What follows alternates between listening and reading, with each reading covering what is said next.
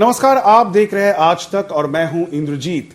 पश्चिम बंगाल में चुनाव प्रचार इस वक्त जोर जोर से चल रही है और इस वक्त हमारे साथ जुड़ गए हैं तृणमूल कांग्रेस के वरिष्ठ नेता, पश्चिम बंगाल में कैबिनेट मंत्री और कोलकाता के मेयर फिरहाद हकीम साहब। फिरहाद हकीम जी, आपका बहुत बहुत स्वागत है आज तक पे। सबके निगाहें इस वक्त पश्चिम बंगाल के चुनाव पर है। एक महीने से भी कम समय बच गया है। किस तरह की परिस्थिति आपको लग रही है? क्योंकि जिस तरह का कैंपेन, जिस तरह का फोकस बीजेपी भी दे रही है, आपके प्रमुख प्रधान जिसे कहते हैं ओपोनेंट और प्रधानमंत्री खुद पश्चिम बंगाल दौरे पे आने वाले हैं, बहुत सारे रैली और रोड शो करेंगे। आप कहां पे मानते हैं आप तृणमूल का? आप देखिए, जो प्रधानमंत्री, हमारे स्वराष्ट्र मंत्री, ये तो आते जाते रहते हैं। ये तो हमारे पॉलिटिकल परिजाई हैं और ये 2016 में भी आए थे, 2021 में भी आए थे, जब बोले थे अब की बार 200 पार। तो ये बोलते रहते हैं, मगर बंगाल के लोग जो है, आवाम जो है, इंसान जो है, ये एक ही आदमी के ऊपर भरोसा करते हैं और वो है ममता बनर्जी के ऊपर।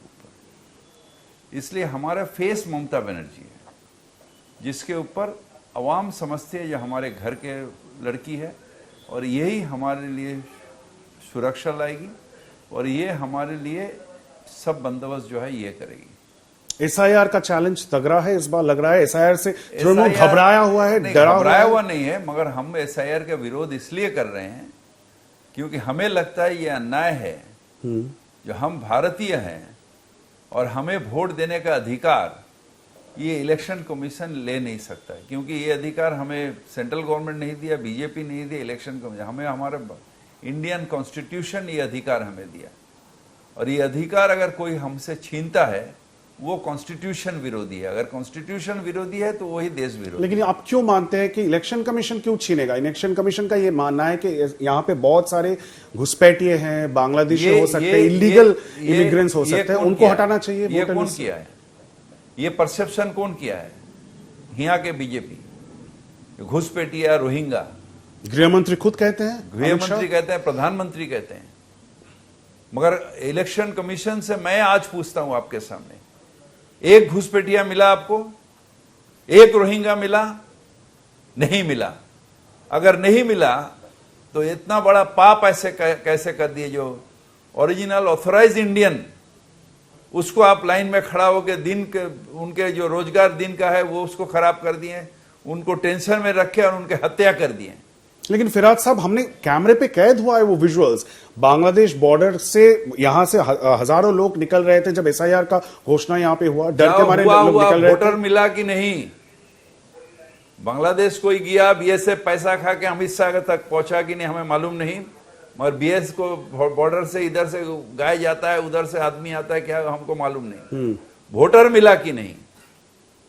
एक भी वोटर नहीं मिला, एक भी घुसपैठिया नहीं मिला, एक भी रोहिंगा नहीं मिला वोटर। फिर इतना बड़ा अत्याचार इंसान के ऊपर कैसे हुआ? और वो उसमें खड़ा बंद नहीं हुआ, जब एसआईआर हुआ उसमें बंद नहीं हुआ। फिर लॉजिस्टिकल डिस्पेंसी के नाम में पूरा हमारे बंगाल के सब इंसान के ऊपर अत्याचार हुआ। क्यों हुआ? दूसरा स्टेट में अगर लॉजिकल डिस्पेंसी नहीं हुआ तो सिर्फ हमारा स्टेट में क्यों हुआ? एक मिसपरसेप्शन के लिए। ये अन्याय नहीं है, ये पाप नहीं है। हम भारतीय हैं, हमको बार बार प्रूफ करना पड़ेगा जहां हम भारतीय हैं। ये अन्याय हो रहा और ये अन्याय बीजेपी करा रहा इलेक्शन कमीशन को दे। आप कह रहे हैं पश्चिम बंगाल को, बंगालियों को टारगेट किया जा रहा है? बंगाली को तो टारगेट सारा भारत में हो रहा है। सारा भारत में हम बंगाल में बात करेंगे, हमको बांग्लादेशी बोल के, बंगाल बोल के हमको मारता है। क्यों? हम भारतीय नहीं है, we are Indian Bengali. We are Indian Bengali, we are not Bangladeshi Bengali, we are Indian Bengali. Punjab के आदमी हैं, पाकिस्तान में भी पंजाब है, तो वहां तो हैरस नहीं होता जब आप पंजाबी है, पाकिस्तानी पंजाबी इसलिए मारो। तो हमें क्यों बार बार टारगेट किया जा रहा है? We are Indian Bengali and we are proud of our motherland. We are proud of our India. आज सुप्रीम कोर्ट में एसआईआर का केस की सुनवाई फिर से हुई। वहां पे चीफ जस्टिस ये कह रहे हैं कि दूसरे राज्यों में एसआईआर शांतिपूर्वक हो रहा है, यहाँ पे इतना प्रॉब्लम क्योंकि लॉजिकल डिस्क्रिपेंसी छोटा है। इनको चीफ जस्टिस को जानना चाहिए था जो दूसरा कोई स्टेट में लॉजिकल डिस्क्रिमिनेंसी नहीं किया गया है। सिर्फ लेफ्ट वोटर, शिफ्टेड वोटर और डेड वोटर को कर दिया इतना। It was fine here also, but why only this state will suffer in name of logical discrepancy? आज भी सफर कर रहा है। आज भी नाम कितना हमारा है कि नहीं है हमें मालूम नहीं। क्या तृणमूल घबराया हुआ है, डरा हुआ है? घबरा हुआ नहीं है, अधिकार के बात है। नहीं, बंगाल के एक इंसान के अधिकार अगर आप तो लेते हैं तो तृणमूल कांग्रेस अपना। फिराज जी, मैं इसलिए पूछ रहा हूं क्योंकि तृणमूल का सबसे बड़ा जो वोट बैंक वो माना जाता है मुस्लिम वोट। और आप देखिए मालदा, मुर्शिदाबाद, दिनाजपुर, दक्षिण और उत्तर 24 परगना में सबसे ज्यादा लॉजिकल डिस्क्रिपेंसी का केस है। क्यों हुआ है? क्योंकि आप इलेक्शन कमीशन कम्युनलिज्म रास्ता, जो बीजेपी का रास्ता है कम्युनलिज्म, ये हमारे लिए बहुत दुर्भाग्य की बात है जो कम्युनलिज्म का रास्ता लिया। इलेक्शन कमीशन नहीं तो ये लॉजिकल डिस्क्रिमिनेशन नाम में देके एआई को ऐसा फिट किया गया जहां पर ज्यादातर लॉजिकल डिस्क्रिमिनेशन हुआ। और मुथुआ वोट में भी लॉजिकल डिस्क्रिमिनेशन हुआ। क्यों होगा? कब वो आ गए बांग्लादेश 19 कितने साल पहले आ गए? 4-5 बार 10 बार वोट दे चुके हैं। 2002 में वोट दे चुके मुथुआ भाईरा, और उसके ऊपर अब लॉजिकल डिस्क्रिमिनेशन 50% मुथुआ को आप काट दीजिएगा। आप देखिए शुभेंदु अधिकारी ने कहा 1 करोड़ 20 लाख मुसलमान रोहिंग्या बांग्लादेश से आए हैं। नितिन नवीन जो बीजेपी के अध्यक्ष हैं उन्होंने कहा जो 60 लाख अभी एजुकेशन में है उनमें से ज्यादातर घुसपैठिए हैं। अगर प्रमाण नहीं होगा तो रिजाइन देना पड़ेगा पूरा बीजेपी सरकार को, और ये इलेक्शन कमिश्नर वैनिश कुमार को रिजाइन देना पड़ेगा। कोर्ट में है, जितना आ जाएगा जज साहब तो भूल नहीं कर सकते हैं, आ जाएगा। अभी वो बदमाशी कर रहे हैं, वेबसाइट में नहीं दे रहे हैं, बोल रहे नहीं ये कितना ये हुआ, कितना रिजेक्टेड हुआ, बोल रहे नहीं। मगर आज नहीं तो कल उनको बोलना पड़ेगा। अगर एक भी Indian voter is left out of election, इसका पाप लेना पड़ेगा इलेक्शन कमीशन। लेकिन जिस तरह से आप बोल रहे हैं या ममता बनर्जी बोल रहे हैं, हमें यह समझना है कि तृणमूल का लड़ाई पश्चिम बंगाल में इस बार किसके खिलाफ है? बीजेपी के खिलाफ या इलेक्शन कमीशन के खिलाफ? हमारे बंगाल में इलेक्शन का ईएसआई का इलेक्शन अगेंस्ट में लड़ाई इसलिए है क्योंकि वो बीजेपी के दलाल बन चुका है। वो एक संविधानिक यस पोजीशन में है। यही तो हमारे कॉन्स्टिट्यूशनल ऑफिस है। Yes, but it is we are all shame for that. We are all shame for that. ये बीजेपी नीचे से बोला 1,60,000 और वो बना दिए 1,60,000 का हिसाब जी हुजूरी के लिए। क्यों? लॉजिकल डिस्क्रिमिनेंसी क्यों ये स्टेट में होगा, दूसरा स्टेट में नहीं है? क्यों ये स्टेट में होगा? मुख्यमंत्री का खुद का जो सीट है भवानीपुर, वहां पे भी शॉबर इंस्टीट्यूट का रिपोर्ट है कि 20% जो मुस्लिम वोट है भवानीपुर में, उनमें से 56% लोग लॉजिकल डिस्क्रिपेंसी में हैं। तो क्या भवानीपुर में ममता बनर्जी खुद वो सीट अभी डिफिकल्ट हो चुकी है? सेफ सीट है क्या भवानीपुर? सबसे सेफ सीट है बहुत, क्योंकि जो आप समझते हैं जो बीजेपी का वोटर है वो भी हमारा वोटर है। बंगाली में एक फेज है, तुम्हारे मारी बेजे गोकुले बारीचे से। तुम जिसको अपना समझते हो बीजेपी, वो कब जो हमारा हो गया है तुम भी नहीं जानते हो। मतलब वहां पे गुजराती वोटर है, वहां पे मरवाड़ी वोटर है, वहां पे पंजाबी वोटर है, कॉस्मोपॉलिटन मिनी इंडिया कहा जाता है। वोटर है, they are all voter of Mamata Banerjee, they are all Indian, we are all Indian. Our first परिचय जो है, आइडेंटिटी है, वी आर ऑल इंडियन। लेकिन फिराज साहब 2024 की अगर लोकसभा चुनाव की अगर आंकड़े हम देखें भवानीपुर में, तो वहां पे 8 वार्ड में से, म्यूनिसिपल वार्ड में से 5 में आप 2024 पीछे हैं। 2019 देखिएगा, फिर 2021 देखिएगा। आप सिर्फ एक जगह अटका के आप 2019 भी देखिए ना, उसके बाद 2021 देखिए, उसके बाद ममता बनर्जी का जो बाई इलेक्शन हुआ वो देखिए। अब सिर्फ एक जगह 24 में क्यों अटके हुए हैं? पूरा स्टैटिस्टिक देखना है तो 19 देखिए, 21 देखिए, 21 का सेकेंड हाफ जो है उसको देखिए, फिर जाके ये देखिए। लेकिन ममता बनर्जी के खिलाफ तब शुभेंदु अधिकारी नहीं थे। कौन शुभेंदु अधिकारी? कौन शुभेंदु अधिकारी? लीडर ऑफ द ऑपोजिशन है। जो ममता बनर्जी अपने हाथ से बनाया है वो थोड़ी ममता बनर्जी हो सकता है, ममता बनर्जी का बराबर हो सकता है। He was just like me, he was just like me. हम भी ममता बनर्जी हमें बड़ा है, हम loyal to Mamata Banerjee, he is disloyal to Mamata Banerjee.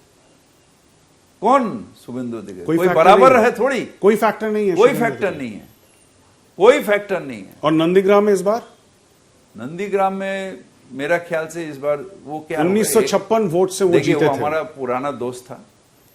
अब जो भी दो नाव में पांव देके चलेगा उसका तो डूबना तय है, ना घर का ना घाट का। ये क्यों आपको लगता है वो दोनों सीट से लड़ रहे हैं? वो तो सिर्फ भवानीपुर से लड़ सकते हैं, बहुत सारे लोग कह रहे हैं, या तो नंदीग्राम से। 2 सीट से क्यों लड़ रहे हैं? वो 2 सीट से ही लड़ रहे हैं क्योंकि he is not confident of any seat. हम सिर्फ पोर्ट में लड़ते हैं। I am confident of my seat, but he is not confident of A seat. दो नाव में पांव जो देता है उसको बेचारा को तो डूबना पड़ता है।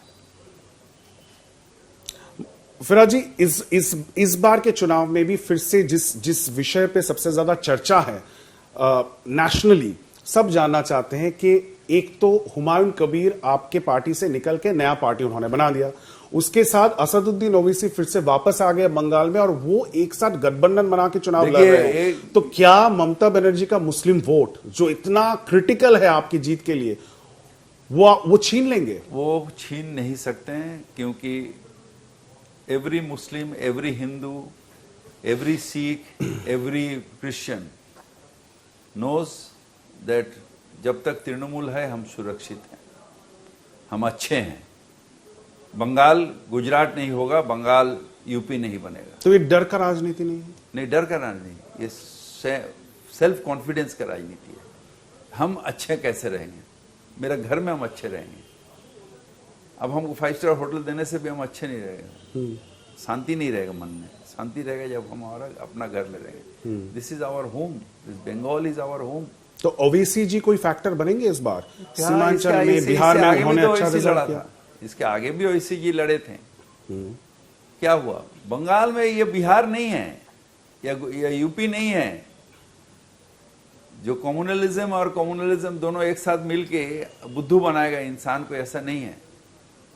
ना हिंदू कम्युनलिज्म टॉलरेट करेगा, ना मुसलमान कम्युनलिज्म टॉलरेट करेगा। The secular structure and Bengal is only secular structure, जहां पर काजी नजरुल इस्लाम और रविंद्रनाथ दोनों ने सेकुलरिज्म का बात किया, कम्युनलिज्म का बात नहीं किया।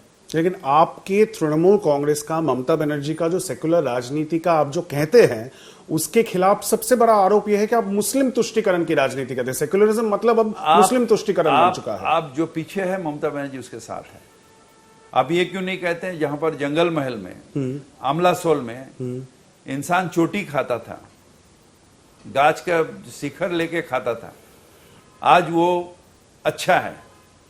पूरा जंगल महल में जहां नक्सलाइट एरिया था, जहां पर शेड्यूल कास्ट, शेड्यूल ट्राइब रहते हैं, वो आज अच्छे हैं। तो उसका तुष्टीकरण हम क्यों नहीं करते हैं? आप यूं क्यों नहीं करते ये शेड्यूल ट्राइब का तुष्टीकरण करते हैं? क्योंकि आपके भेजा में बीजेपी घुसा दिया जो कम्युनलिज्म, मुसलमान हिंदू, मुसलमान हिंदू। जो पीछे है सरकार है, जो उनके साथ लेके सामाजिकली उनको आगे उठाना है। और यही काम जो है ये इंडियन कॉन्स्टिट्यूशन भी किया है, शेड्यूल कास्ट करके, माइनॉरिटी करके इंडियन कॉन्स्टिट्यूशन भी ये काम किया है।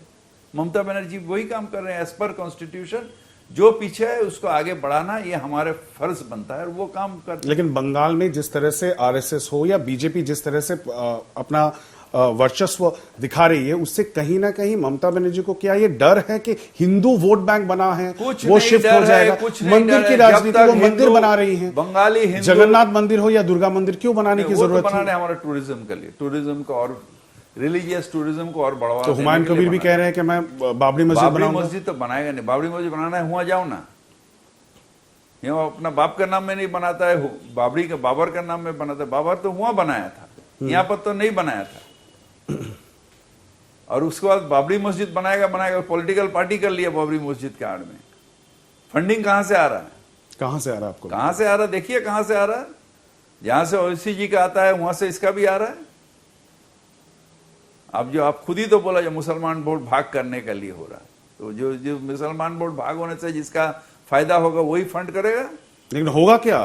मुस्लिम कुछ वोट नहीं होगा, डिवीजन कुछ नहीं होगा, कुछ नहीं होगा, क्योंकि हमारे बंगाल के मुसलमान भी बहुत वो नजरुल इस्लाम के बाद से जो हिंदू नर मुस्लिम जिज्ञासा कौन जो बंगाल के मुसलमान भी सेकुलरिज्म में भरोसा करते हैं, बंगाल के हिंदू भी सेकुलरिज्म में भरोसा करते, क्योंकि ठाकुर रामकृष्ण बोल के गए थे जो तो मौत तो पौत।